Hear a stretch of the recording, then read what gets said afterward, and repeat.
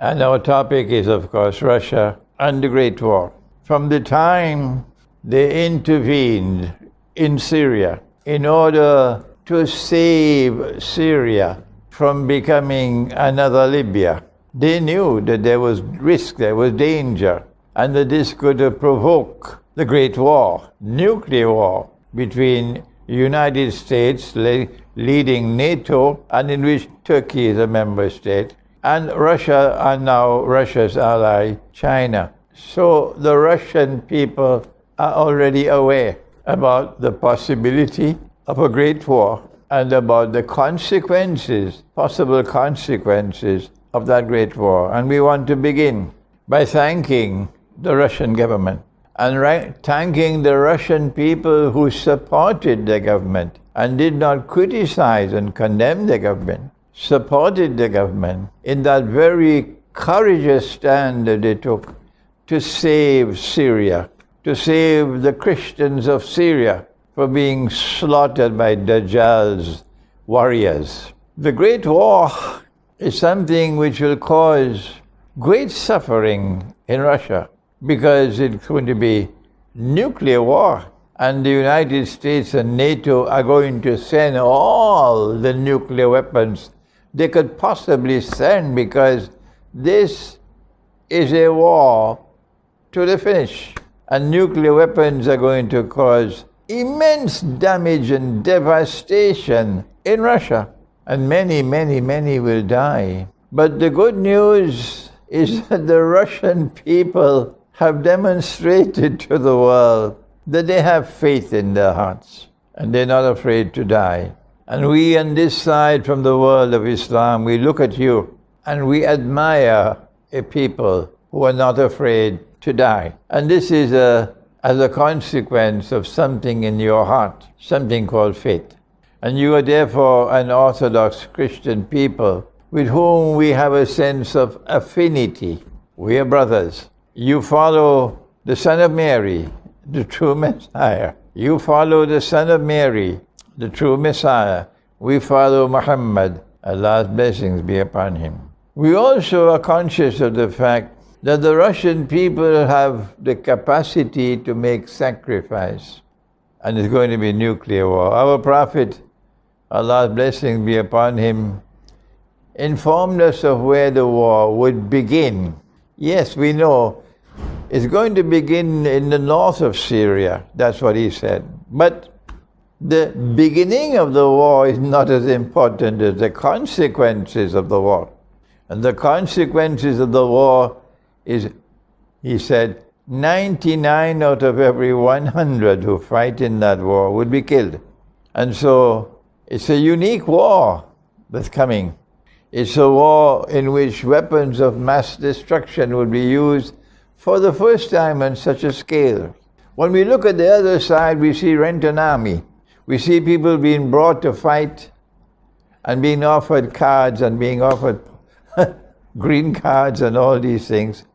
And they're only there in the army fighting for the monetary dividends. So that can't be an army with faith. But on your side, it's an army of faith. And that's a big difference between the two, when these two armies face each other in the Great War. Not only are we proud of the fact that there are many, many, many Muslims fighting in the Russian armed forces, but we have something more to share with you in today's video. And that is that the Lord God himself will be helping you in that war. This is how we start our subject today. And we want to take you to the Quran and to explain the Quran as perhaps never explained before to you. We know the outcome of the big war that's coming, the Great War. We know that the Lord God is going to intervene in this Great War. And we want to take you to the Quran. We want to take you to what the Quran has recorded at that moment when they were attempting to crucify Jesus, the Son of Mary. And he did not know what was going to happen. But the Lord God, he knew. And he spoke to Jesus. And he speaks to Jesus and he says, Oh Jesus, I'm going to take your soul. And of course, when the Lord God takes the soul, he can either keep it or return it. And if he keeps it, well, they have succeeded. They have killed him. But the Lord God said, no, they did not succeed. I made it appear like that. And so therefore, he took the soul and he returned it. But they didn't know that. And then he said, I'm going to raise you unto myself. And so the Son of Mary was raised unto the Lord God himself. This is the Quran. And I'm going to cleanse and purify you of all the blasphemous things they have uttered against you and your mother. And today, we live in a world in which they don't dare to stand up and speak those things about Jesus anymore, because the world will crush them today. They've been purified. Now listen. And the Quran then goes on to say that I'm going to raise those who follow you, O Jesus. Raise them high and dominant over the other group which rejected him and which hurled these blasphemous things against him, these disbelievers.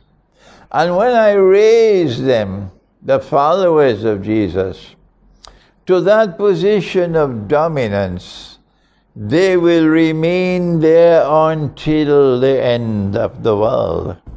And so now the Quran is helping you in Russia to understand what happened these last 20 years after the collapse of the Soviet Union, after the chaos which followed, this miraculous rise of Orthodox Christian Russia, with missile technology second to none in the world, to a position of military dominance today. This is what the Lord God said in the Quran 1400 years ago. And this is what has now happened. I am saying this to you so you might know what the Quran says that is applicable to you. That not only are you going to defeat NATO in this war, that even after you have defeated NATO in the war, you will still remain the dominant force in the world. The Quran speaks of you about the Orthodox Christian world, and there's a whole chapter in the Quran, and it's called Surah Al-Rum. And Rum, of course, comes from the original term Rome. So when the pagan Roman Empire left Rome and went to Constantinople, they kept the name Rome with it. And that name Rome came in the Quran as Rum. But then came the transformation of that Roman Empire to become a Christian empire. And so Rome in the Quran is not pagan, it's Christian. And the Quran speaks positively of that Christian empire which was based in Constantinople, and which was called the Byzantine, or the Holy Byzantine Empire. Some pronounce it as Byzantine. And Allah speaks in the Quran and says that you will have two victories.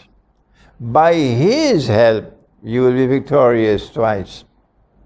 And the first one took place 600 years ago when the Quran was revealed at that time, when the Holy Byzantine Empire defeated Persia. And then says the Quran, there'll be a second one.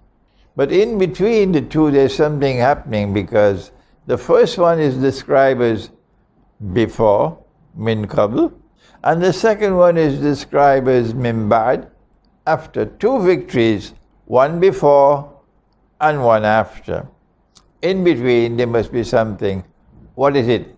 It's the Great Schism of 1054, when the West parted from you, and they went their way. I said, we don't care two peanuts for the law anymore. And so they violated the Sabbath. And the Lord God cursed them, the West, but not you. The Lord God is pleased to help you to two victories, one before the schism of 1054, which took place in the lifetime of the Prophet, Allah's blessings be upon, and one to come after. It hasn't come as yet. The second one hasn't come as yet. And I'm sharing with you my view. I can be wrong, that the second one is coming soon, when you'll be victorious and you'll defeat that world that was cursed by the Lord God. NATO.